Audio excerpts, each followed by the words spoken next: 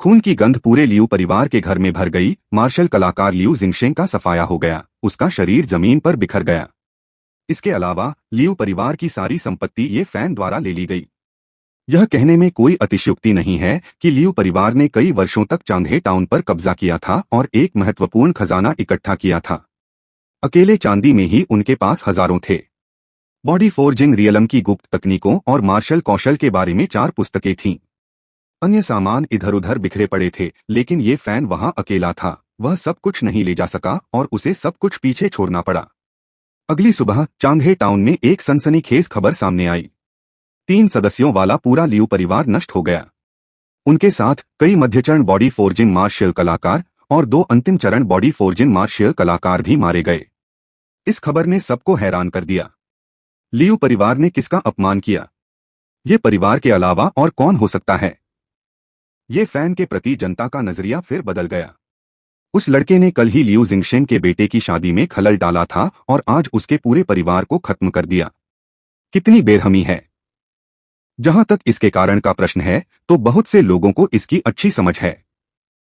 उन्होंने कल्पना की थी कि ये फैन बदला लेगा, लेकिन यह इतनी जल्दी आ जाएगा इसकी कभी उम्मीद नहीं की थी। कई परिवार के नेताओं ने गुप्त रूप से अपने वंशजों को ये परिवार को भड़काने से मना किया। यद्यपि उनमें लड़ने की ताकत थी, लेकिन वे निश्चित रूप से ये फैन की तरह तेज और निर्दयी नहीं होंगे।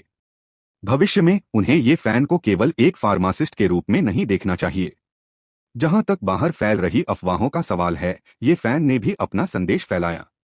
बदनाम, ये सब बदनामी है। ये परिवार दयालु है, हम अकारण हत्याओं में शामिल नहीं होंगे। कौन जानता था कि इस दुनिया में कोई गर्म खून वाले युवा नायक होंगे जो ये फैन की यादृच्छिक हत्याओं की खबर सुनने के बाद परेशानी की तलाश करेंगे। यह एक वास्तविक मुद्दा होगा। प्रतिष्ठा का अच्छी तरह से प्रबंधन किया जाना चाहिए। ये फैन द्वारा जारी संदेश सुनकर सभी की आंखें घूम गईं।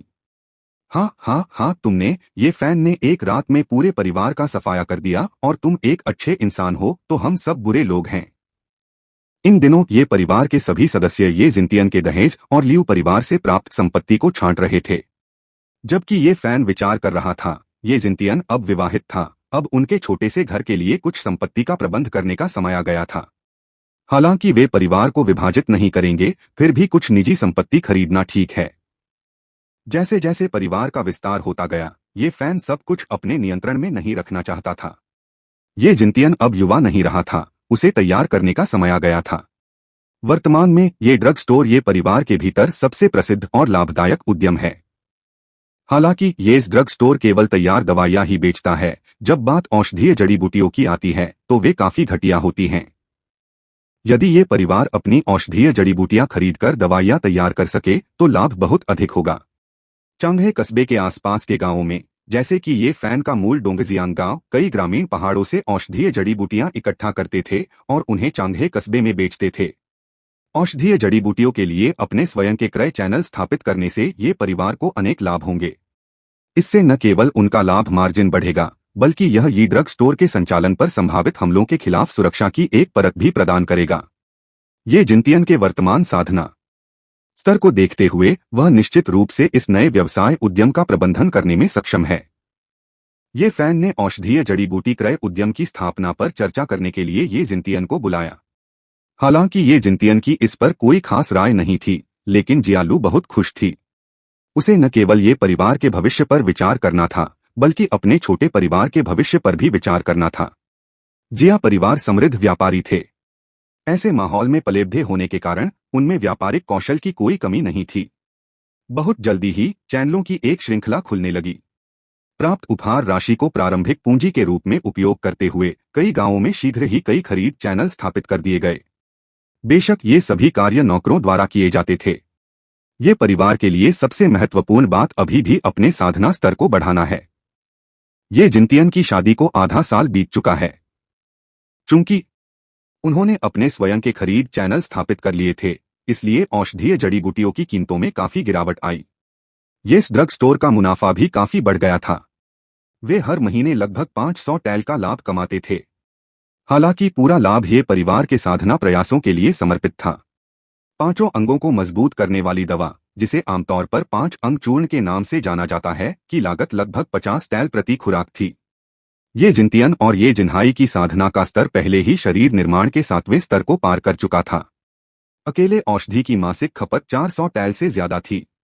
जिया लू और सुयान की साधना के लिए भी काफी मात्रा में औषधि की आवश्यकता थी। ये परिवार, जो अधिक कमाता हुआ प्रतीत होता था, वास्तव में घाटे का सामना कर रहा था। यदि हाल ही में उन्हें मिले उदार उपहार और लियू परिवार से प्राप्त संसाधन न होते तो ये परिवार दिवालिया हो गया होता। कभी कभी ये फैन को आभारी महसूस होता था कि उसका पहला अर्जित कौशल कीमिया दाव था, अन्यथा इतनी जल्दी वर्तमान स्थिति तक पहुंचना असंभव होगा। चरित्र: ये फैन तर बॉडी फोर्जिंग 10वीं परत 22/1000 कौशल जो न्यू बॉडी रिफाइनिंग तकनीक महारत 1233/1600 कीमिया दाव प्रथम स्तर पूर्ण 1599/1600 जंगली पवन चाकू महारत 1600/1600 दिव्य कौशल निम्न स्तरीय हरा सांप रक्तरेखा 36/100 चाकू कला 354/1000। ये फैन की साधना का स्तर अंततः शरीर निर्माण के शिखर पर पहुंच गया। अपनी वर्तमान गति से वह 5 वर्षों के भीतर प्रसवोत्तर क्षेत्र में प्रवेश कर सकता है। यदि उनका परिवार अपनी साधना प्रतिभा को बढ़ा सके तो इसमें और भी कम समय लगेगा। बॉडी फोर्जिंग की 12वीं परत पर कोई व्यक्ति 10वीं परत पर प्रसवोत्तर क्षेत्र को तोड़ने का प्रयास कर सकता है। हालांकि जो लोग बॉडी फोर्जिंग की 10वीं परत पर प्रसवोत्तर क्षेत्र में प्रवेश करते हैं, उनके पास प्रसवोत्तर क्षेत्र में सबसे कम लड़ाकू शक्ति और क्षमता होगी, जिससे आगे बढ़ना कठिन हो जाएगा। सिस्टम के समर्थन से ये फैन का लक्ष्य निश्चित रूप से सबसे मजबूत आधार इकट्ठा करना है। व्यक्ति को अतिशयोक्ति से पहले पूरी तरह भर लेना चाहिए, यही वह सफलता है जो सबसे उत्तम है। हालांकि अगर वह तेजी से आगे बढ़ना चाहता है तो ये परिवार को पैसा कमाने के नए तरीके खोजने होंगे। स्तर जितना अधिक होगा, औषधीय गोली का प्रभाव उतना ही बेहतर होगा और इसलिए इसकी लागत भी बढ़ जाती है। उदाहरण के लिए, शरीर निर्माण के चरम पर उपयोग किए जाने वाले रक्त और ऊर्जा को उत्तेजित करने के लिए क्यूई रक्त पाउडर की कीमत आसानी से प्रति खुराक 100 टेल्स हो सकती है। धन एक ऐसा विषय है जिसे मार्शल आर्ट के मार्ग में कभी भी टाला नहीं जा सकता। ये फैन ने अपना लंबा चाकू नीचे रख दिया और कुछ दवाइयां तैयार करने के लिए ये ड्रग स्टोर जाने के लिए तैयार हो गया। हालांकि एक नौकर के शब्दों ने उनकी विचारधारा को बाधित कर दिया। गुरुजी, डोंगजियांग गांव से एक संदेश आया है। एक महिला जो खुद को आपकी बहन बता रही है, कह रही है कि वह आपको ढूंढ रही है। बहन। मृतकों की यादें अचानक ये फैन पर हमला करने लगीं। उनकी छोटी बहन ये जियाओक्सियाओ। ये फैन के दिमाग में एक छोटी और गुलाबी गालों वाली आकृति जागृत हुई। ये शियाओ शियाओ ये फैन से 5 साल छोटी थी और उसका पसंदीदा काम ये फैन के साथ खेलना था। ये फैन को अभी भी याद है जब उनके माता पिता ये फैन की शादी की लागत इकट्ठा करने के लिए बेताब थे। उन्होंने रोते हुए ये शियाओ शियाओ को पड़ोसी शहर के एक धनी व्यापारी के पास उसकी उपपत्नी बनने के लिए भेज दिया था। ये शियाओ शियाओ विरोध में चिल्लाई जाने को तैयार नहीं थी। उस समय वह सिर्फ 15 साल की थी। ये फैन ने इस स्मृति को अपने मन में गहराई से दबा रखा था। वह इसे याद करने को तैयार नहीं था और अपनी बहन को सक्रिय रूप से खोजने में बहुत शर्मिंदा था। महाराज, आपको क्या हुआ है? सुयान ने ये फैन का हाथ पकड़ लिया। उसका चेहरा चिंता से भर गया। उसने पहले कभी ये फैन को इतना खोया हुआ नहीं देखा था। सुयान के चिल्लाने से ये फैन को होश आया। मेरी पत्नी, कुछ नहीं हुआ है, बस जाकर लिटिल तियान और लिटिल हाई को ले आओ। हम डोंगजियांग गांव वापस जा रहे हैं। ये फैन की गंभीर अभिव्यक्ति को देखकर सुयान ने देरी करने की हिम्मत नहीं की और तुरंत ये जिनतियन और ये जिन्हाई को बुलाया। परिवार ने घोड़ा गाड़ी ली और तेजी से डोंगजियांग गांव की ओर चल पड़ा। 2 घंटे बाद डोंगजियांग गांव में ये फैन के पुराने घर पर, जो उनके पड़ोसी का आंगन होना चाहिए था, वहां ये फैन ने ये शियाओ शियाओ को देखा। पहली नजर में ये फैन लगभग ये शियाओ शियाओ को पहचान नहीं पाया। वह पीली और दुबली थी। उसके चेहरे पर जख्म के निशान दिखाई दे रहे थे। ये शियाओ शियाओ के पास 2 डरपोक से दिखने वाले बच्चे थे जो लगभग 7 या 8 साल के लग रहे थे। जियो जियो, क्या यह तुम हो? ये फैन की आवाज थोड़ी कांप रही थी। भाई, यह मैं हूं। ये जियाओ जियाओ की आवाज आश्चर्यजनक रूप से शांत थी। उसकी शांति में किसी भी प्रकार की भावना नहीं थी। ऐसा लग रहा था जैसे ये फैन उसके लिए एक अजनबी था। इससे पहले कि ये फैन कुछ बोल पाता, ये शियाओ शियाओ ने फिर कहा, भाई, मैं अपने दोनों बच्चों को आपके पास छोड़ना चाहता हूं। क्या आप मेरी मदद कर सकते हैं? ये शियाओ शियाओ की निगाहें दृढ़ता से ये फैन पर टिकी हुई थीं। हाँ, बिल्कुल, मैं बता सकती हूँ। लेकिन क्या आप मुझे बता सकते हैं कि असल में हुआ क्या था? शायद मैं मदद कर सकूं। ये फान सावधान था, उसकी आंखें आशा से भरी थीं। ये शियाओ शियाओ की आंखों में अंततः कुछ भावनाएं, घृणा दिखाई दी, लेकिन उससे भी अधिक यह हताशा थी। यद्यपि ये फैन अब अच्छा कर रहा था, फिर भी उनका परिवार अभी भी दिल से किसान था। थोड़े से पैसे के बावजूद वे एक मार्शल कलाकार परिवार को कैसे चुनौती दे सकते थे। भाई, मैं बस इतना ही चाहती हूँ कि तुम मेरे दोनों बच्चों की परवरिश करो। बाकी काम मैं खुद कर लूंगी। ये शियाओ शियाओ मरने के लिए तैयार थी। उसने बहुत पहले ही इस बारे में सोच लिया था। यदि उसके 2 बच्चे न होते तो वह बहुत पहले ही मर गई होती। मैं जैसे ही ये फैन बोलने वाला था, सुयान ने उसका हाथ खींच लिया। मेरे प्रभु, मुझे जियाओ जियाओ से बात करने दो, पहले उनके बच्चों को कुछ खाने के लिए ले चलो। सुयान ने ये शियाओ शियाओ के दोनों बच्चों की ओर इशारा किया। उसने उनके पेट की गड़गड़ाहट पहले ही सुन ली थी। हाँ हाँ, मैं पहले उन्हें खाना खिलाने ले जाऊंगा। ये फैन ये शियाओ शियाओ के दोनों बच्चों के पास गया और उन्हें पकड़ने के इरादे से अपना हाथ बढ़ाया। लेकिन जैसे ही ये फैन ने अपना हाथ बढ़ाया, दोनों बच्चे सहज रूप से नीचे झुक गए और कांपने लगे। छोटे ड्रैगन, छोटे फीनिक्स, ये तुम्हारे चाचा हैं। डरो मत, ये तुम्हें कोई नुकसान नहीं पहुंचाएंगे। ये शियाओ शियाओ की बातें सुनकर दोनों बच्चों को अंततः सामान्य स्थिति का एहसास हुआ। उन्होंने ये फैन की ओर देखा, उनकी आंखों में जिज्ञासा थी, लेकिन वे स्पष्ट रूप से भयभीत थे। उनकी साफ आंखों ने ये फैन का दिल दहला दिया।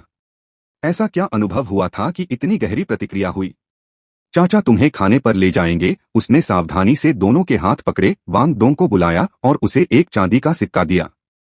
भाई डोंग, क्या आप मेरे लिए कुछ खाना बना सकते हैं? यह मांस दलिया के केवल 2 कटोरे थे, लेकिन इसका स्वाद दुर्लभ व्यंजनों के भोज जैसा था। वे कितने समय से भूखे थे। यदि उसे पहले पता होता तो चाहे वह कितना भी दोषी क्यों न महसूस करता, उसे उन्हें झो परिवार से वापस ले लेना चाहिए था। मुझे माफ करना, यह सब अंकल की गलती है। ये फैन के दिल में हत्या का इरादा घूम रहा था। झो परिवार को इसकी कीमत चुकानी होगी। भोजन के दौरान ये फैन ने दोनों बच्चों की बारीकी से जांच की। उनके चेहरे और शरीर दोनों पर जख्म के निशान थे। वहां नए घाव भी थे और पुराने भी। वे बहुत छोटे थे, मात्र 10 वर्ष के। जो परिवार ने इतने छोटे बच्चों के साथ दुर्व्यवहार किया, उसे सजा मिलनी ही चाहिए। इस समय भीतरी कमरे का दरवाजा खुला और ये शियाओ शियाओ और सुयान बाहर आए। ये फैन को अंततः समझ आ गया कि क्या हुआ था। ये शियाओ शियाओ की झो परिवार में शादी होने के बाद वह लंबे समय तक गर्भधारण नहीं कर सकी। झो लोंग और झो फेंग को जन्म देने में उन्हें पूरे 5 साल लग गए। हालांकि जैसे जैसे समय बीतता गया, झो लोंग और झो फेंग बड़े हो गए। उनके अच्छे रूप के कारण झो परिवार में संदेह पैदा हो गया। झो झाओ, झो परिवार का मुखिया जिसने ये शियाओ शियाओ से शादी की थी, बदसूरत था, और ये शियाओ शियाओ और ये फैन भी उस समय अच्छे नहीं दिख रहे थे क्योंकि उनके पास साफ सफाई करने का समय नहीं था। हालांकि अब जब उन्होंने 2 सुंदर बच्चों को जन्म दिया था, तो झो झाओ को तुरंत संदेह हुआ कि ये शियाओ शियाओ ने उसे धोखा दिया है। इस युग में पितृत्व परीक्षण जैसी कोई चीज नहीं थी। एक बार संदेह उत्पन्न हो जाने पर वह दोषी होने के बराबर था। तब से झो झाओ लगातार ये शियाओ शियाओ और दोनों बच्चों पर चिल्लाता और उन्हें पीटता रहा। उन्हें पूरे साल भर मुश्किल से ही अच्छा भोजन मिल पाता था। ये शियाओ शियाओ भागना चाहती थी, लेकिन इस अराजक युग में एक महिला अकेले 2 बच्चों को कहाँ ले जा सकती थी। इसलिए ये शियाओ शियाओ ने कई वर्षों तक इसे सहन किया। हाल ही में जब ये शियाओ शियाओ ने झो झाओ को तथाकथित पर्वतीय देवता को 2 बच्चों की बलि देने की योजना बनाते हुए सुना, तो वह इसे और सहन नहीं कर सकी। बहुत विचार विमर्श के बाद ये शियाओ शियाओ के पास केवल एक ही विकल्प बचा था, ये फैन। वह चाहती थी कि बच्चे जीवित रहें, हालांकि उसके मन में अभी भी ये फैन के प्रति नाराजगी थी। उसके पास डोंगजियांग गांव आने के अलावा कोई विकल्प नहीं था। उसने आशा व्यक्त की कि बच्चों के चाचा होने के नाते ये फैन उन्हें खाने के लिए भोजन उपलब्ध कराएगा और उन्हें जीवित रहने में मदद करेगा। आह! ये फैन को घुटन महसूस हुई। सिर्फ एक संदेह के कारण उनके अपने भतीजे संकट में पड़ गए। ऐसा व्यक्ति पिता बनने के लायक नहीं है। ये जियाओ जियाओ, अब यहां से बाहर निकलो। अचानक बाहर से शोरगुल मच गया। शोर सुनकर ये जियाओ जियाओ तुरंत घबरा गया। भाई, इन्हें लेकर जाओ। झो परिवार को इन्हें ढूंढने मत देना। ये शियाओ शियाओ ने उन 2 बच्चों को उठाया जो अभी भी खा रहे थे और उन्हें ये फैन को सौंप दिया। ज्यो ज्यो, चिंता मत करो। जैसे जैसे बाहर से कदमों की आहट करीब आती गई, ये शियाओ शियाओ और अधिक उत्तेजित हो गई। भाई मैं आपसे विनती करता हूँ, कृपया इन्हें ले जाइए। जियाओ जियाओ, तुम्हें चिंता करने की जरूरत नहीं है। तुम्हारा भाई एक मार्शल आर्टिस्ट है जो शरीर निर्माण के चरम पर है। तुम्हें अब झो परिवार से डरने की जरूरत नहीं है। सुयान ने जल्दी से ये जियाओ जियाओ को पकड़ते हुए कहा। सुयान की बातें सुनकर ये शियाओ शियाओ स्तब्ध रह गया। मेरा भाई एक मार्शल आर्टिस्ट है, शरीर निर्माण के शिखर पर एक मार्शल आर्टिस्ट। ये शियाओ शियाओ के दिमाग में केवल सुयान के शब्द गूंज रहे थे। वह अपने विचारों में इतनी मग्न थी कि उसने कमरे में प्रवेश करने वाले झो परिवार के दो पुरुषों पर ध्यान नहीं दिया। ये शियाओ शियाओ, तुम बहुत हिम्मती हो गई हो। बुढ़िया ने कहा था कि दोनों बच्चों की बलि पर्वत देवता को चढ़ाई जानी है, फिर भी तुम उन्हें लेकर भागने की हिम्मत कर बैठी। इस बार जब तुम लौटोगी तो तुम्हें कोई नहीं बचा पाएगा। झो परिवार के दो आदमी उपहास करते हुए आए और ये शियाओ शियाओ की ओर इशारा करते हुए ठंडे स्वर में बोले, तुम बहुत शोर मचाते हो छोटे तियान, उन्हें पीट दो। अपनी गोद में बच्चों में बढ़ते डर को देखकर ये फैन की आवाज ठंडी पड़ गई। तुम अपने आप को क्या समझते हो? तुम झो परिवार के दो सदस्य ये फैन की बातें सुनकर अपना गुस्सा नहीं रोक सके और जवाब देने का प्रयास करने लगे। अगले ही पल उनके चेहरे पर एक तमाचा पड़ा और वे सीधे कमरे से बाहर चले गए। क्या क्या बकवास है? उनके मुंह से दांतों में मिला खून बह रहा था। उन्होंने अपने चेहरे ढक लिए, उनकी आंखें भय और आक्रोश से भरी हुई ये फान को घूर रही थीं। वापस जाओ और अपने परिवार के मुखिया से कहो कि मेरा ये परिवार जल्द ही मिलने आएगा। दरवाजा बंद करते ही ये फैन की नजरें ठंडी हो गईं। हमारा झो परिवार आपको इससे बचने नहीं देगा। अभी नहीं जा रहे? तो चलिए चलते हैं। ये जिंतियन ने मुट्ठियां भींच लीं और उन दोनों आदमियों के पास पहुंचा। घर के बाहर से चीखें गूंज उठीं। इस बिंदु पर ये शियाओ शियाओ अंतः वास्तविकता में वापस आ गया। भाई, क्या आप वास्तव में शरीर निर्माण के शिखर पर एक मार्शल कलाकार हैं? हाँ, ये फान ने गंभीरता से सिर हिलाया। मैं इस मामले को यूं ही नहीं छोड़ूंगा। मैं उन्हें तुम्हारे साथ जो हुआ है उसकी सजा दूंगा। बहुत खूब। ये शब्द सुनकर ये शियाओ शियाओ फूट फूट कर रोने लगा, मानो कोई डूबता हुआ व्यक्ति लाइफ बॉय से चिपक गया हो। वह खुद को अकेला और असहाय महसूस करती थी, लेकिन अब उसे एहसास हुआ कि उसके पास भरोसा करने के लिए कोई है। उसकी चीख पूरे कमरे में गूंज उठी और ये फैन के दिल को झकझोर गई। लेकिन ये फान ने उसे शांत नहीं किया, न ही उसे रोका। सब कुछ रो लो, सब कुछ बाहर निकाल दो। ये शियाओ शियाओ इतने दबाव में थी कि उसे सब कुछ बाहर निकालने की जरूरत थी। अंत में ये शियाओ शियाओ रोते हुए बेहोश हो गई और ये फैन ने उसे पकड़ लिया। ये शियाओ शियाओ की नाड़ी की जांच करने के बाद ये फैन ने पाया कि वह गंभीर रूप से कमजोर हो गई थी। लेकिन यह कोई गंभीर बात नहीं थी और उचित पोषण से वह ठीक हो सकती थी। ये फान को राहत महसूस हुई, अभी भी बहुत देर नहीं हुई थी। एक बार ये शियाओ शियाओ स्वस्थ हो जाए तो झो परिवार का अंत हो जाएगा। डोंगजियांग गांव में रुके बिना पूरी रात भागते हुए ये फैन कुछ बच्चों के साथ चांगहे टाउन लौट आया। फिर ये फैन ने व्यक्तिगत रूप से कुछ उपचार औषधियां मिश्रित की और बहुत सारी पौष्टिक दवा भी तैयार की। हालांकि इन औषधियों के साथ कम समय में ये शियाओ शियाओ की क्षीण अवस्था को फिर से भरना कठिन होगा। काश वह कुछ अमृत बना पाता। गोली भट्ठी प्राप्त करना कोई समस्या नहीं थी, ये फैन को ली कियान ने एक उपहार स्वरूप दी थी। लेकिन आंतरिक शक्ति के बिना वह अग्नि के तापमान को पूरी तरह से नियंत्रित नहीं कर सकता था और इस प्रकार अमृत नहीं बना सकता था। इस बिंदु पर यह फैन को अचानक अल्केमी दांव में अग्नि नियंत्रण सिद्धांत के बारे में सोचा। दरअसल आग को नियंत्रित करने के लिए आंतरिक शक्ति की आवश्यकता नहीं होती। कुछ विशेष तकनीकों के साथ वह लौ को मोटे तौर पर नियंत्रित कर सकता था। ऐसा होने पर शायद वह वास्तव में शरीर निर्माण क्षेत्र में भी अमृत बना सकता है। ये फैन टालमटोल करने वाला नहीं था, वह तुरंत काम पर लग गया और स्टोर रूम से पिल फर्नेस ले आया। गोली भट्ठी में 9 छेद थे और उनके आकार को नियंत्रित करके आंतरिक शक्ति के साथ वह आग के तापमान को नियंत्रित कर सकता था। लेकिन ये फैन ने एक अलग रास्ता बनाया, एक छोटे से ब्लूमरी के समान एक उपकरण बनाया। यह हवा को अंदर खींच सकता है और बाहर भी खींच सकता है। आइए इसे एक बार आजमा कर देखें। ये फैन ने 100 जिनसेंग अमृत के लिए आवश्यक सामग्री निकाली और आवश्यकतानुसार उनका उपचार किया। और फिर उन्होंने सामग्री को गोली भट्टी में डाल दिया। परिष्कृत करना, संलयन करना, धमाका। काले धुएं के गुबार के बाद सामग्री काले अवशेष में बदल गई। यह एक विफलता थी। ये फैन आश्चर्यचकित नहीं हुआ बल्कि खुश हुआ।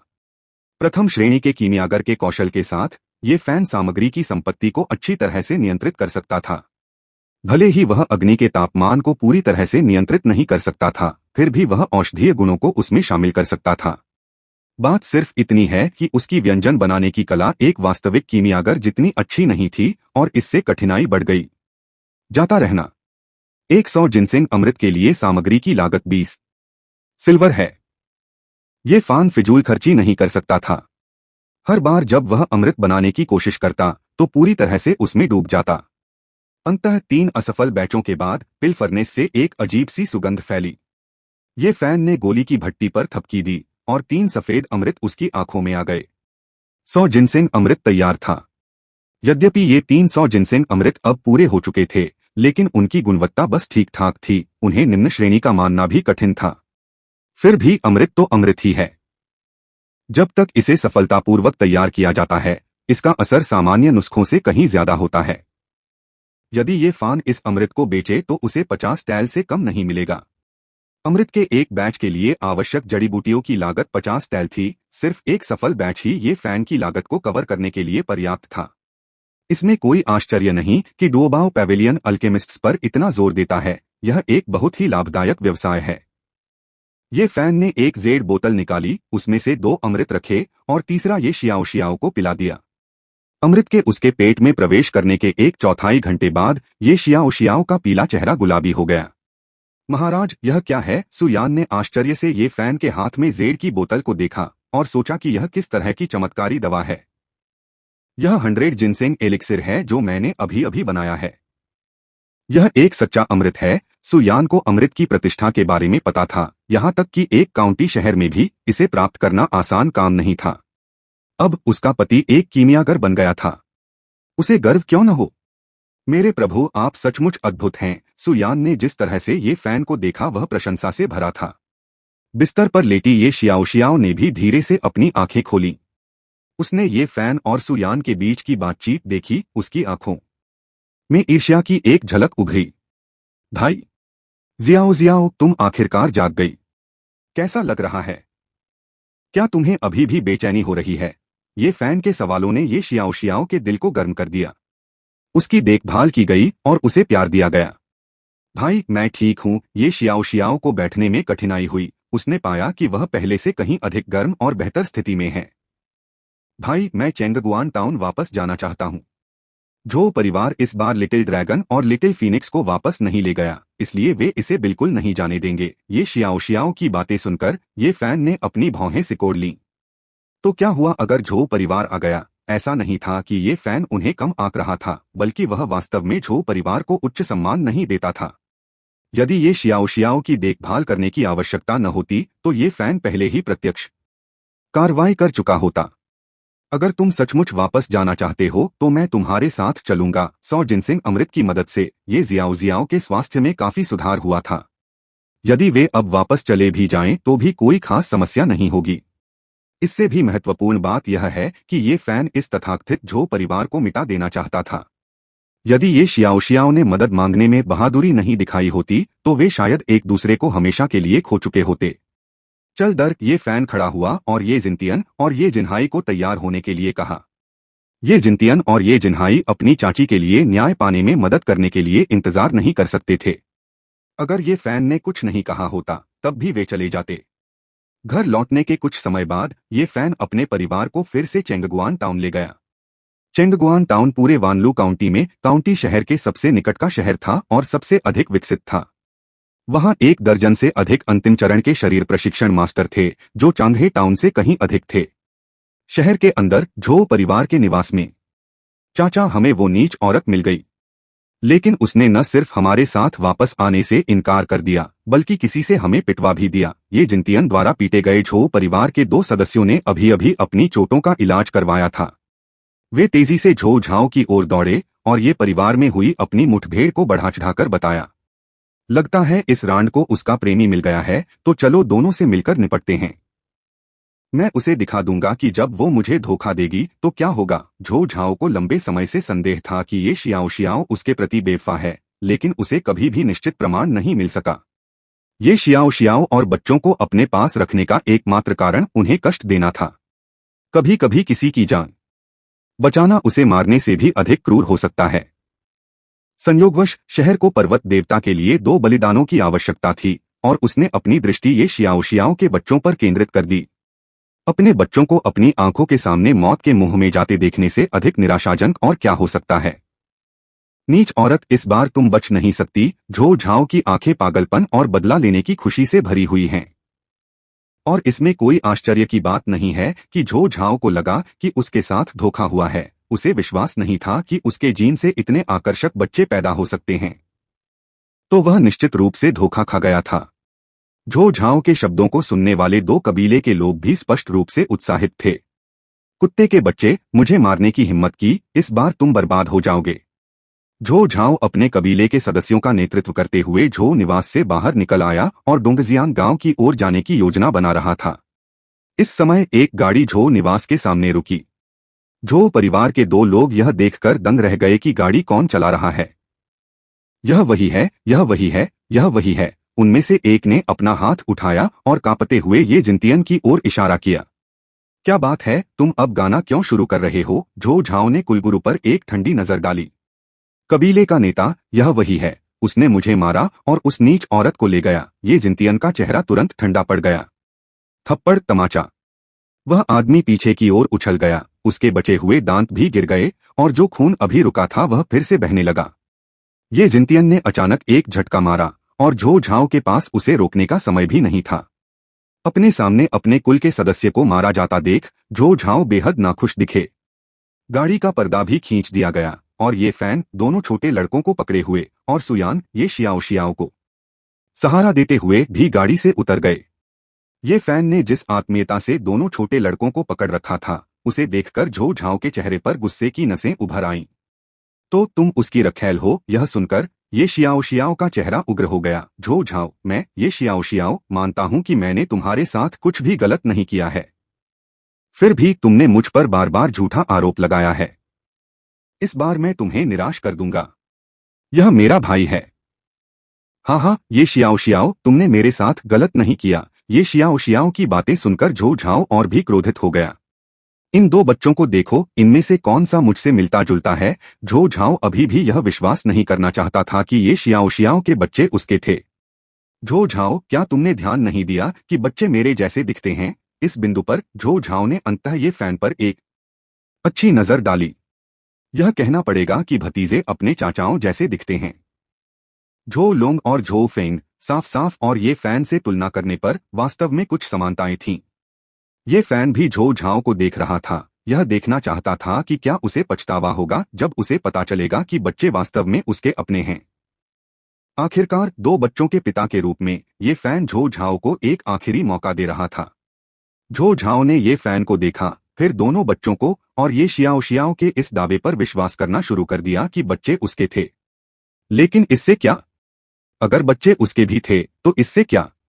उनके कई बच्चे थे। 2 और होने से कोई फर्क नहीं पड़ता, 2 कम होने से भी कोई फर्क नहीं पड़ता। संक्षेप में, बच्चों की पहचान के बारे में झो झाओ का संदेह ये शियाओ को गाली देने का एक बहाना मात्र था। अब जब यह बहाना खत्म हो गया है तो झो झाओ को अपना असली स्वभाव छिपाने की जरूरत नहीं रही। चूंकि वे मेरे बच्चे हैं, इसलिए उन्हें मुझे सौंप दो। झो झाओ के चेहरे पर एक क्रूर मुस्कान उभरी। इस बार वह पहले उन्हें पीट पीट कर अधमरा कर देगा, फिर सीधे बलि के रूप में सौंप देगा। जब उन्होंने झो झाओ की अभिव्यक्ति देखी तो ये फैन को पहले से ही परिणाम पता था। ऐसा व्यक्ति पिता बनने के योग्य नहीं है और जीने के योग्य नहीं है। PS, आओ अधिक वोट दें। क्या तुमने मुझे यह कहते नहीं सुना कि बच्चे को तुम्हें सौंप दो? यह देखकर कि ये फैन हिलता नहीं है, झो झाओ गुस्से से चिल्लाता है। झो झाओ स्वाभाविक रूप से ये शियाओ के परिवार के बारे में थोड़ा जानता है। वे सिर्फ किसानों का परिवार हैं। हालांकि अब उनके पास कुछ पैसा है, लेकिन इससे क्या फर्क पड़ता है? उनका परिवार, झो परिवार, चेंगगुआन टाउन में एक प्रमुख कबीला है। झो झाओ ने ये फैन को ध्यान में रखने की भी जहमत नहीं उठाई। उसे मुझे दे दो। अधीर होकर झो झाओ झो लोंग को ये फैन की बाहों से छीनने के लिए आगे बढ़ता है। ताकतवर ताकत हवा का झोंका उठाती है। साफ है कि वो बेरहम है। उसे अपने बेटे की जिंदगी या मौत की कोई परवाह नहीं है। धमाका! ये फैन से मुट्ठी की एक जोड़ी उड़ती है और झो झाओ को रोकती है। ये जिंतियन की 9 बैल की शरीर बनाने वाली मुट्ठी सरल तकनीक है, लेकिन ये जिनतियन के हाथों में यह असाधारण हो जाती है। उसी बॉडी फोर्जिंग दायरे में होने के कारण झो झाओ का सामना करते हुए ये जिनतियन बहुत आराम से है। विशालकाय बैल पृथ्वी जोतता है। ये जिनतियन अपनी मुट्ठियों को सींग बताते हुए सीधे झो झाओ की छाती पर वार करता है। झो झाओ कई मीटर पीछे उड़ता है, उसकी आंखें लाल हैं और वह ये फैन को बुरी तरह घूर रहा है। गुस्से के अलावा वह सदमे में भी है। वह स्वयं लगभग 40 वर्ष के हैं, फिर भी वह किशोरावस्था के बच्चे के लिए उपयुक्त नहीं है। इस प्रकार की प्रतिभा झो झाओ को कुछ डर महसूस कराती है। तुम सब वहां किस लिए खड़े हो? हमला करने के लिए। झो परिवार के घर में परेशानी पैदा करने की हिम्मत करो, उन्हें मार डालो। कबीले के नेता के आदेश सुनकर झो परिवार के मार्शल कलाकार तुरंत ये फैन और उसके साथियों को घेर लेते हैं। सब बर्बाद हो गया। ये फान झो लोंग और लिटिल फीनिक्स की आंखों को ढक लेता है। इस तरह का दृश्य बच्चों के देखने लायक नहीं है। झो परिवार के परिसर में हड्डियां टूटने और चीखें गूंजने लगती हैं। ये जिनतियन और ये जिन्हाई द्वारा उत्पन्न उपद्रव बहुत सारे दर्शकों को आकर्षित करता है। अन्य परिवारों के सदस्य भी वहां पहुंचे, लेकिन किसी ने भी मदद करने का इरादा नहीं किया। मदद करना? जब वे नीचे हों तो उन्हें लात न मारना पहले से ही काफी अच्छा है। चेंगगुआन शहर बड़ा नहीं है, संसाधन सीमित हैं। झो परिवार जितना दुखी होगा, बाकी परिवार उतने ही खुश होंगे। बेहतर होगा कि उनका सफाया कर दिया जाए।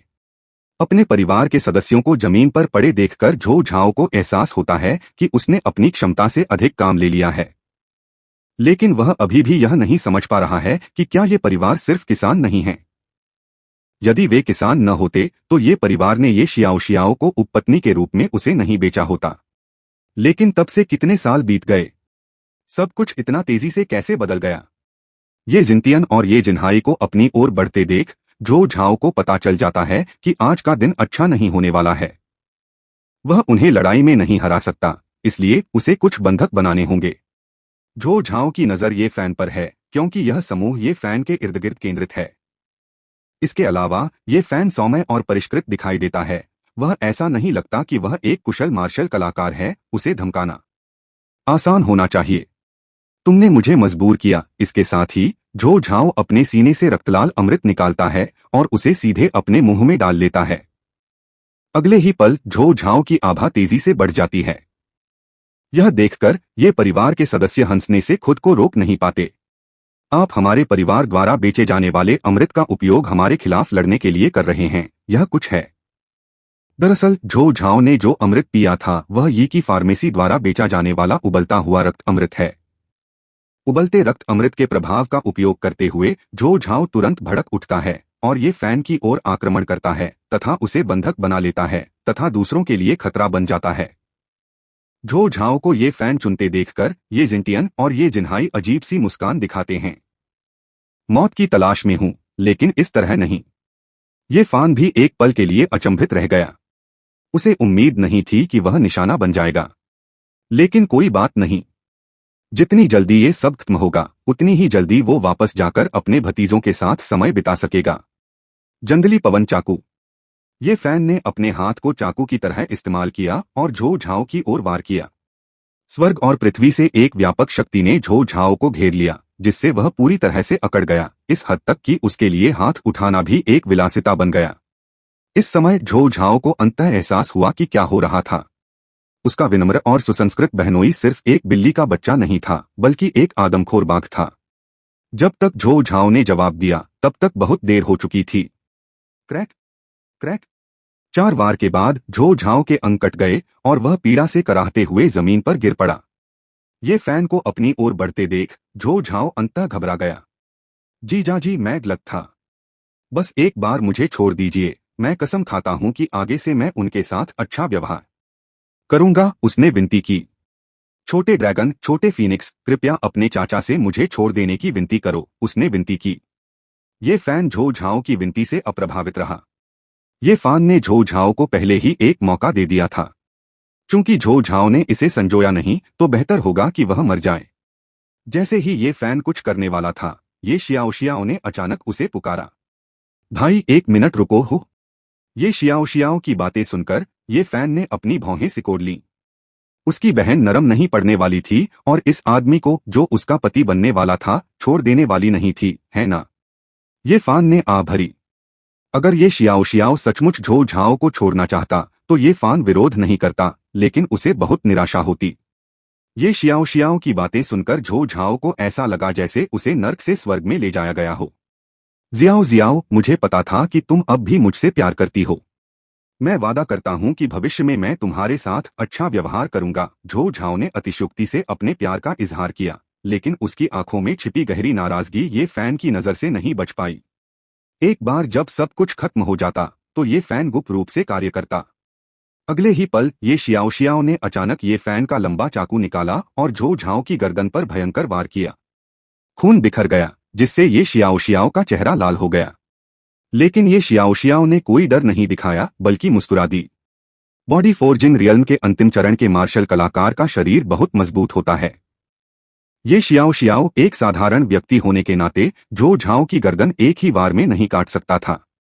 बिना किसी हिचकिचाहट के ये शियाओ शियाओ ने चाकू वापस ले लिया और फिर से काट दिया। एक वार, दो वार, एक के बाद एक। अंततः झो झाओ की हताश निगाहों के सामने ये शियाओ शियाओ ने एक झटके में झो झाओ का सिर धड़ से अलग कर दिया। अभी बात खत्म नहीं हुई थी। अगले ही पल ये शियाओ शियाओ ने झो झाओ का सिर ऊपर उठाया और झो परिवार का सामना किया। बूढ़ी औरत झो, इसे मेरी तरफ से एक तोहफा समझो। इसके बाद हम एक दूसरे के कुछ भी किरदार नहीं हैं। बूढ़ी महिला झो, जो झो झाओ की मां थी और जिसने ये शियाओ शियाओ के बच्चों की बलि देने का सुझाव दिया था, अपने बेटे के कटे हुए सिर को सदमे में देख रही थी। सिर काटने की घटना को नजदीक से देखने पर बूढ़ी महिला झो अंततः बेहोश हो गई। ये शियाओ शियाओ की शांत अभिव्यक्ति को देखकर आसपास के कई मार्शल कलाकारों को अपनी रीढ़ में ठंडक महसूस हुई। यह व्यक्ति, वह बहुत भयानक है। भले ही वे मार्शल कलाकार थे, फिर भी वे एक व्यक्ति का सिर धीरे धीरे काटते समय ये शियाओ शियाओ की तरह भावशून्य नहीं रह सकते थे। यहां तक कि ये फैन भी थोड़ा हैरान था। अरे, उसकी बहन उससे भी अधिक मनोरोगी कैसे दिखाई दी? ये परिवार की नंबर 1 मनोरोगी का खिताब उसे देना होगा। ये फान अचानक यह देखने के लिए उत्सुक हो गया कि अगर ये शियाओ शियाओ भविष्य में साधना करने लगे तो क्या बनेगी? क्या वह एक क्रूर महिला सम्राट बनेगी? शायद ये परिवार को एक और शीर्षस्तरीय स्वामी प्राप्त होगा। ये फैन ने झो परिवार को खत्म नहीं किया, बल्कि ये परिवार को चांगहे टाउन वापस ले आया। ये शियाओ शियाओ आज एक महत्वपूर्ण भावनात्मक उथल पुथल से गुजरी थी और उसे पूरी तरह से आराम करने की जरूरत थी। यदि उसका सावधानीपूर्वक पालन पोषण नहीं किया गया तो ये शियाओ शियाओ न केवल मनोरोगी हो सकती है, बल्कि पागल भी हो सकती है। एक बार ये परिवार चला गया तो चेंगगुआन शहर में ये फैन द्वारा उत्पन्न की गई गड़बड़ी ने पूरे शहर में हलचल मचा दी। कुछ लोगों ने ये फैन की पहचान चांगहे टाउन के ये परिवार के मुखिया और ये की फार्मेसी के मालिक के रूप में की। चेंगगुआन टाउन में हर कोई इसके बारे में बात कर रहा था, जिसमें 5 पूर्ण पाउडर और उबलते रक्त अमृत भी शामिल थे। मूलतः ये परिवार केवल चांगहे टाउन में ही जाना जाता था, लेकिन अब चेंगगुआन टाउन के कई मार्शल आर्ट परिवारों को भी पता था कि चांगहे टाउन में एक परिवार है जिसे वे भड़काने का जोखिम नहीं उठा सकते थे। ये परिवार फैमिली राइज 2 टास्क पूरा करने के लिए होस्ट को बधाई। स्मॉल टाउन पावर हाउस पूरा हो गया का दावा किया जा सकता है, एक आवाज ने घोषणा की। दीर्घकालिक कार्य पूरा हो गया है, ऐसा लगता है कि यह प्रसिद्धि से संबंधित है। सिस्टम इनाम का दावा करो। बधाई हो खिलाड़ी, आपने पुरस्कार जीत लिए हैं। पारिवारिक प्रतिभाएं, शाखा क्षमता, परिवार की सर्वांगीण क्षमता में 100 की वृद्धि। हरा, परिवार की सर्वांगीण क्षमता में सुधार होने के साथ क्या इसका मतलब यह है कि मैं अपनी रसायन विद्या कौशल को आगे बढ़ा सकता हूं? अगर मैं अपनी कीमिया कौशल को दूसरे स्तर तक बढ़ा सकूं तो यह ये फैन की क्षमताओं को काफी बढ़ा देगा। यह राउंड हार वाला नहीं था। अगले दिन ये फैन ने ये शियाओ शियाओ को बुलाया। ज्यो ज्यो, अब से तुम परिवार में ही रहोगी और जो चाहो कर सकती हो। ये फैन की बातें सुनकर ये शियाओ शियाओ ने अचानक अपना सिर उठाया। भाई, मैं मार्शल आर्ट सीखना चाहती हूँ। आप मार्शल आर्ट सीखना चाहते हैं? ये फैन को उम्मीद नहीं थी कि उसकी कमजोर दिखने वाली छोटी बहन मार्शल आर्ट का प्रशिक्षण लेना चाहेगी। ये शियाओ शियाओ अब जा चुका था और ये फैन द्वारा वापस लाए जाने के बाद स्वाभाविक रूप से ये परिवार का सदस्य था, जो परिवार की प्रतिभाओं से मिलने वाले बोनस का आनंद लेने में सक्षम था। अगर वह मार्शल आर्ट सीखना चाहती है तो इसमें कोई समस्या नहीं है।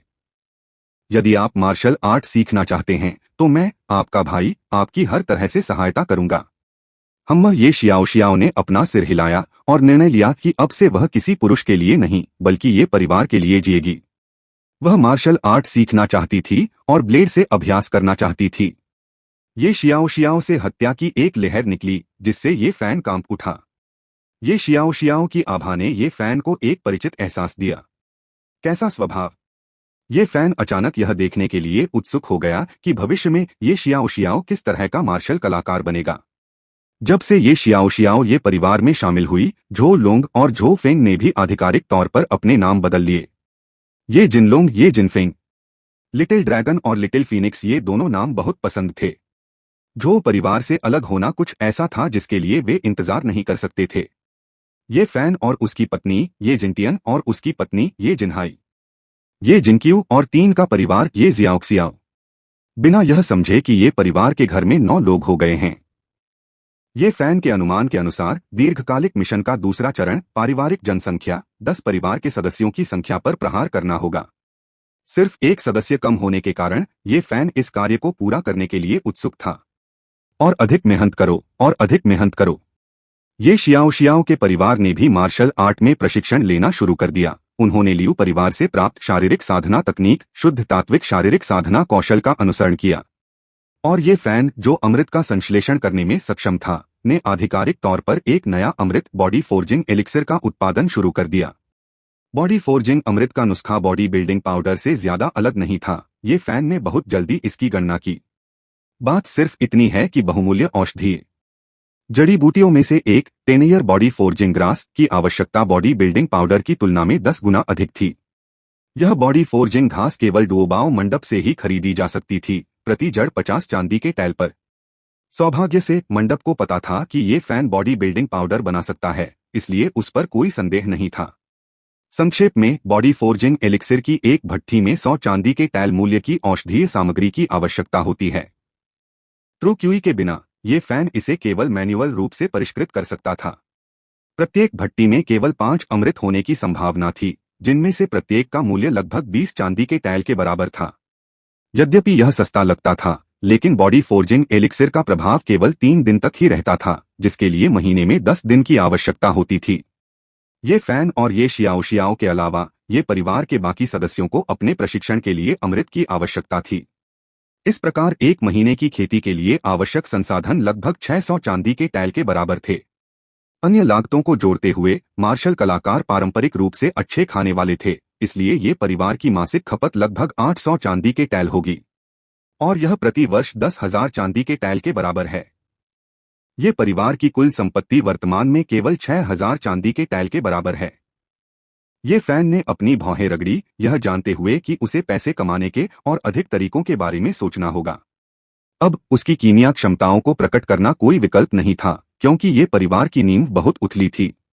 अमृत के बजाय पाउडर पर वापस जाने का विकल्प, ये फैन इसके बारे में सोचना भी नहीं चाहता था। अमृत सामान्य औषधीय मिश्रणों की तुलना में खेती की प्रगति को 2 गुने से भी अधिक बढ़ा सकते हैं। ये फैन के अनुमान के अनुसार, यदि वे लगातार बॉडी फोर्जिंग एलिक्सिर और इसी प्रकार के अन्य एलिक्सिर का सेवन करते हैं, तो ये परिवार में कम से कम एक व्यक्ति 3 वर्षों के भीतर बॉडी फोर्जिंग के शिखर पर पहुंच जाएगा। ये परिवार जितना मजबूत होगा, ये फैन भी उतना ही मजबूत होगा। यहां तक कि अगर उसे डकैती का सहारा लेना पड़ा, तो भी ये फैन अपने कबीले के सदस्यों की खेती की गति को धीमा नहीं करेगा। 1 सप्ताह जल्दी ही बीत गया और लोगों का एक समूह ये परिवार के निवास पर पहुंचा। कबीले के नेता ये चीजें झो परिवार की संपत्ति का हिस्सा हैं। हम इन्हें आपके लिए लाए हैं, एक मार्शल आर्टिस्ट ने मुस्कुराते हुए ये फान से कहा। ये फान कुछ हैरान हुआ। वे असल में झो परिवार की संपत्ति उसे सौंप रहे थे। लगता है उन्हें उसकी ताकत का एहसास हो गया था। यदि ये फैन ने शरीर निर्माण के शिखर पर अपनी ताकत का प्रदर्शन नहीं किया होता, तो इन भेड़ियों से उनके मुंह का मांस उगलवाना आसान काम नहीं होता। क्योंकि उन्होंने इसे वितरित कर दिया था, इसलिए ये फैन स्वाभाविक रूप से मना नहीं करेगा। ये फैन ने जल्दी से देखा और पाया कि हालांकि यह संपत्ति का केवल एक हिस्सा था, लेकिन अकेले इसमें 3,000 से अधिक चांदी के तैल थे। अन्य सोने और चांदी के खजानों के साथ साथ 5 गुप्त पुस्तकों को जोड़ने पर कुल मूल्य 1,000 तैल से कम नहीं था। हालांकि ये फान को सबसे ज्यादा दिलचस्पी उस चाकू में थी जो ये लोग लाए थे। लंबा, रक्तलाल चाकू 7 फीट लंबा था, जिसकी धार 3 फीट और हत्थे की लंबाई 4 फीट थी, जो उसके पिछले जीवन के झानमा चाकू के समान था। जैसे ही ये फैन ने ब्लेड को छुआ, उसे ठंडक महसूस हुई, जो दर्शाता था कि यह एक अच्छा हथियार था। ज्यो ज्यो अब से तुम इस चाकू का इस्तेमाल करोगी, ये फैन ने ये जिन्हाई की आंखों में बिनती भरी नजर को नजरअंदाज कर दिया और सीधे चाकू ये ज्यो ज्यो की ओर फेंक दिया। ये शियाओ शियाओ ने लंबे चाकू को कसकर गले लगा लिया, बहुत खुश थी। इस चाकू का उपयोग भविष्य में विशेष रूप से घृणित पुरुषों को काटने के लिए किया जाएगा। अब से तुम्हें जान नान कहा जाएगा, उसने आदेश दिया। जान नान पुरुषों को नष्ट करने के लिए। ये परिवार के लोगों को अचानक रीढ़ की हड्डी में सिहरन-सी महसूस हुई। कितना भयानक था। अगले दिनों में ये फैन ने ये परिवार की फार्मेसी में बिक्री के लिए औषधीय मिश्रण को परिष्कृत करना जारी रखा। जैसे जैसे ये फैन की ताकत बढ़ती गई, उबलते रक्त अमृत के उत्पादन की गति भी तेज होती गई और चांदहे टाउन का बाजार धीरे धीरे संतृप्त हो गया। ये फैन ने ली कियान के साथ चर्चा की और डुओबाओ पैविलियन के माध्यम से अपने कुछ उबलते रक्त अमृत बेचने का फैसला किया। वास्तव में इसे ली कियान के अपने नेटवर्क के माध्यम से बेचा गया था, क्योंकि उबलते रक्त के अमृत बॉडी फोर्जिंग के 7वें या 8वें चरण में मार्शल कलाकारों के लिए सबसे प्रभावी थे, जिसका अर्थ है कि डुओबाओ पैविलियन द्वारा उनकी बहुत अधिक मांग नहीं की गई थी। बस इसी तरह पलक झपकते ही 1.5 साल बीत गया। अपने कमरे में ये फैन लगातार जो न्यू बॉडी रिफाइनिंग तकनीक का अभ्यास करता था, अपने शरीर में जन्मजात ऊर्जा और रक्त को जगाने और अपने डेंटियन को खोलने की कोशिश करता था। हालांकि चाहे उसने कितनी भी कोशिश की हो, वह सच्ची क्यूई को प्रवाहित करने के लिए डेंटियन को नहीं खोल सका, जैसे कि कोई बाधा उसे रोक रही हो। ये फैन 2 महीने से ज्यादा समय से बॉडी फोर्जिंग के 12वें चरण के चरम पर था। इस वर्ष जिस दर से ये परिवार के सदस्यों ने अपने साधना स्तर में सुधार किया, वह ये फैन के अनुमान से अधिक तेज था, जिसका श्रेय उनके शरीर निर्माण अमृत की असीमित आपूर्ति को जाता है। ये जिनतियन और ये जिन्हाई दोनों का साधना स्तर 10वें शरीर निर्माण क्षेत्र तक पहुंच गया था और वे शरीर निर्माण के शिखर पर पहुंच गए थे। सुयान का साधना स्तर भी 8वें शरीर निर्माण क्षेत्र तक पहुंच गया था। ये शियाओ शियाओ और अन्य लोगों का साधना स्तर 6ठे शरीर निर्माण क्षेत्र तक पहुंच गया था और वे शरीर निर्माण के अंतिम चरण में प्रवेश करने वाले थे। संपूर्ण ये परिवार के साधना स्तर में उल्लेखनीय प्रगति हुई थी। सब कुछ सकारात्मक दिशा में आगे बढ़ रहा था, लेकिन ये फैन बहुत निराश था कि वह प्रसवोत्तर क्षेत्र तक नहीं पहुंच सका। शरीर निर्माण क्षेत्र और प्रसवोत्तर क्षेत्र के बीच बहुत बड़ा अंतर है। भले ही ये फैन बॉडी फोर्जिंग के 12वें चरण के शिखर पर पहुंच गया था और कई शक्तिशाली मार्शल तकनीकों में महारत हासिल कर ली थी, लेकिन वह प्रसवोत्तर क्षेत्र के शुरुआती चरण में एक मार्शल कलाकार के खिलाफ जीत की गारंटी नहीं दे सकता था। वह प्रसवोत्तर क्षेत्र में कैसे प्रवेश कर सकता है? दरअसल ये फैन के पास इस सवाल का अस्पष्ट जवाब था। यह खेती की तकनीकों के माध्यम से किया गया था। सामान्य रूप से कहें तो जब कोई मार्शल कलाकार शरीर निर्माण की चरम अवस्था तक पहुंच जाता है, तो वह प्रसवोत्तर साधना तकनीकों का अभ्यास करना शुरू कर देता है, जिससे उसकी क्यूई और रक्त डेंटियन को खोल देते हैं। लेकिन कारण जानने के बाद भी ये फैन असहाय था। वह अभी भी कहीं न कहीं बॉडी फोर्जिंग तकनीक सीख सकता है। लेकिन जहां तक जन्मोत्तर क्षेत्र की साधना तकनीकों का सवाल है, ये फैन के पास उन्हें सीखने का कोई साधन नहीं था। ये फैन ने ली कियान से भी पूछा, डुओबाओ पैविलियन के नेटवर्क के माध्यम से प्रसवोत्तर साधना तकनीक खरीदने की उम्मीद में। लेकिन ली कियान के पास भी कोई समाधान नहीं था, जब तक कि ये फैन डुओबाओ पैविलियन में शामिल नहीं हो जाता और औपचारिक सदस्य नहीं बन जाता। औपचारिक सदस्य बनने के बाद भी प्रसवोत्तर संवर्धन तकनीक सीखने में कम से कम कुछ वर्ष लगेंगे और कई परीक्षण पास करने होंगे। साधना तकनीक एक शक्ति का मूल। चाहे शक्ति कुछ भी हो, वे आसानी से प्रसवोत्तर स्तर की साधना तकनीक और मार्शल आर्ट कौशल साझा नहीं करेंगे। साधना तकनीक लगभग ये फैन की चिंता बन गई है। पापा बहुत अच्छी खबर है, लुलू गर्भवती है। ये जिनतियन लाल चेहरे के साथ ये फैन के पास आया और उसे खुशखबरी सुनाई। लुलू गर्भवती है, यह खबर सुनकर ये फैन भी उत्साहित हो गया। एक ओर वह उत्साहित था क्योंकि वह दादा बनने वाला था, और दूसरी ओर जब जिया लू का बच्चा पैदा होगा तो दीर्घकालिक जनसंख्या कार्य का दूसरा चरण भी पूरा हो जाएगा। पिछले वर्ष ये फैन ने बहुत प्रयास किया, लेकिन सफलता नहीं मिली। लेकिन हर दिन कड़ी मेहनत के बावजूद वे अभी भी गर्भवती नहीं हो पाए और ये फैन ने भी उम्मीद खो दी थी। अब अंततः वह सफल हो गया। ये फैन ने ये जिनतियन के कंधे पर जोर से थपथपाया, अपनी नस्ल के लिए बुरा नहीं, शक्तिशाली कोई तो आए, रसोई में और अधिक पौष्टिक भोजन तैयार करे, भावी महिला का पोषण करे। छोटे तियान, इन 100 जिनसेंग अमृतों को अपने पास रखो। गर्भावस्था एक बड़ी बात है, तुम्हें लुलू का ख्याल रखना चाहिए। ये फैन ने सावधानी पूर्वक निर्देश दिया और ये जिनतियन को सचेत रहने की याद दिलाई। अब चूंकि लिटिल तियान का बच्चा भी जल्द ही पैदा होने वाला था, केवल लिटिल हाई ही बचा था। ये जिन्हाई की बात करते हुए ये फैन अचानक थोड़ा उदास हो गया। ये जिन्हाई जो 19 साल का होने वाला था, ये फैन ने उसे कभी किसी लड़की के साथ अंतरंग होते नहीं देखा था। जब ये जिनतियन की शादी हुई तो ये जिन्हाई बड़े होने और पत्नी पाने के लिए इंतजार नहीं कर सका। अब जब वह बड़ा हो गया है तो वह इस बारे में चुप हो गया है। अब ये जिन्हाई की पसंदीदा गतिविधि मार्शल आर्ट का अभ्यास करना थी। हर दिन चाकू के साथ वह आत्मा में उफान मार रहा था। छोटे हैं, क्या तुम अपनी माँ से अपने लिए एक साथी मिलवाना चाहोगी? क्या तुम हमेशा अपने बड़े भाई की तारीफ नहीं करते थे कि उसके पास एक साथी है? ये फैन की बातें सुनकर ये जिन्हाई तुरंत आगे निकल गए। पिताजी, वह तब की बात है जब मैं युवा और भोला था। अब मैं समझता हूँ, महिलाएं केवल मेरी तलवार खींचने की गति को धीमा कर देंगी। ये फैन का चेहरा एक पल में जम गया। महिलाएं अपनी तलवार खींचने की गति धीमी कर देती हैं। अगले ही पल ये फैन ने ये जिन्हाई की गांड पर लात मारी। मैंने तुम्हें तलवार खींचने दी, मैंने तुम्हें तलवार खींचने दी। ये फैन क्रोधित था और यह गंभीर था। ये जिन्हाई चीखकर बाहर भागा। तुम्हें लगता है कि मैं नहीं जानता? भाई रोज पीठ झुकाकर चलता है, इससे उसकी साधना पर असर पड़ता है। जिया लू की गर्भावस्था ये परिवार के लिए एक बड़ी घटना है। अतीत में ये परिवार की परिस्थितियां औसत थीं। वे गर्भ से ही बच्चे का पालन पोषण नहीं कर सकते थे। इसलिए अगर परिवार के जीन का लाभ न होता तो भी सारतत्व वास्तव में काफी सामान्य था। अब जब वे इस स्थिति में हैं, तो गर्भ से ही पोषण देना शुरू करना आवश्यक है। ये फैन के पास अमृत के सूत्रों की कमी नहीं थी। वर्षों से चिकित्सा पुस्तकों को लगातार पढ़ने के बाद चिकित्सा के बारे में उसकी समझ बहुत अधिक गहरी हो गई। अंततः ये फैन ने एक नया गोली फार्मूला रिप्लेनिशिंग युआन अमृत बनाने में पूरा 1 सप्ताह लगा दिया।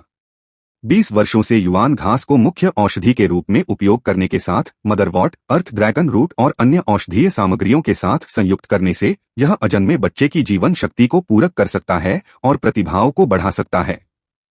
हर 10 दिन में एक रिप्लेनिशिंग युआन अमृत, एक गोली की कीमत कारखाने की कीमत पर 100 चांदी है। बच्चे के लिए तो यह सचमुच सबसे महंगा है।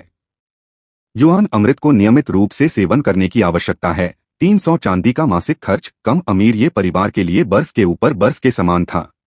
पिछले 1.5 साल में ये परिवार बड़ी मुश्किल से अपना गुजारा कर पाया और इसमें ली कियान की ओर से उबलते रक्त अमृत की बिक्री भी शामिल थी। हालांकि लगातार खपत के कारण अब ये फैन के लिए 1000 चांदी प्राप्त करना भी मुश्किल हो गया है।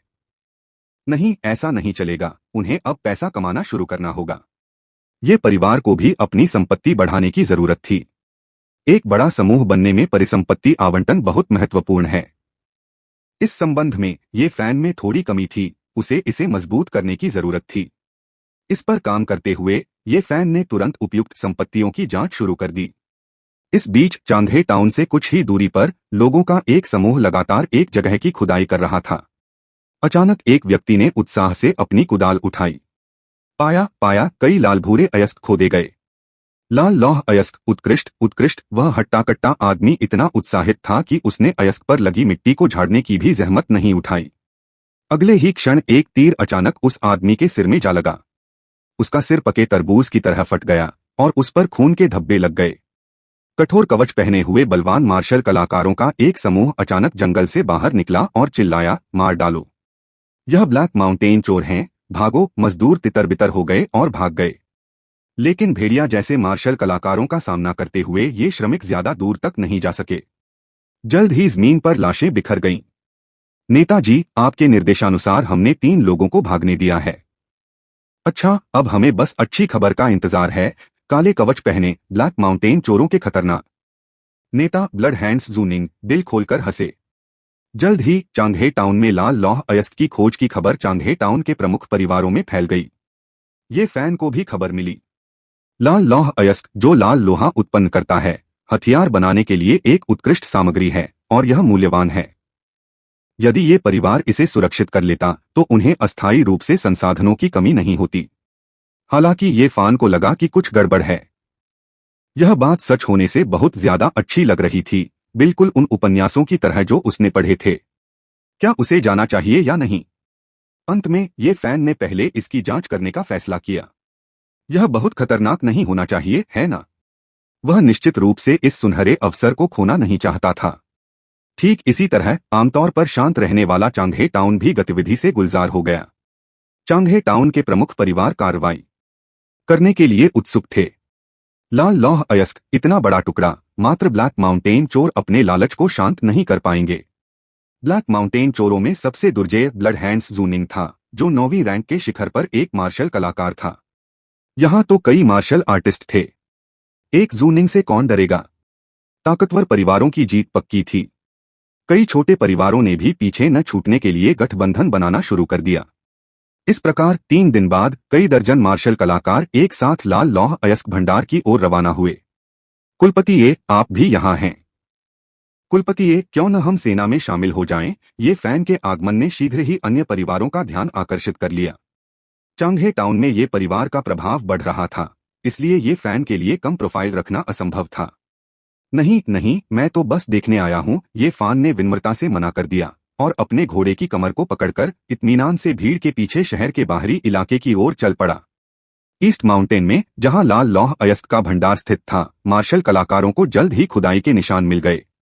चांगहे टाउन में ली परिवार के मुखिया ली चांग ने अपनी शक्ति का प्रयोग किया और पहाड़ की दीवार पर मुक्का मारा। पहाड़ की चट्टान टूट गई, जिससे लाल अयस्क का एक टुकड़ा नीचे गिर गया। ली चांग ने अयस्क उठाया, उसके चेहरे पर उत्साह साफ झलक रहा था। यह वाकई लाल लौह अयस्क था। दोस्तों, चांगहे कस्बे में हम सब बड़े परिवार हैं, चलो शांति न बिगाड़े। क्यों न हम इस लाल लौह अयस्क को बांटने के तरीके पर चर्चा करें? कई लोगों की आंखों में लालच झलक रहा था। सर्वेक्षणों के अनुसार इस भंडार में लाल लौह अयस्क की भारी मात्रा मौजूद थी। इतने बड़े मुनाफे के साथ हर कोई बड़ा हिस्सा चाहता था। विशेष रूप से 9वें रैंक के मार्शल कलाकारों ने एक दूसरे को देखा तथा उनके मन में अज्ञात विचार घूम रहे थे।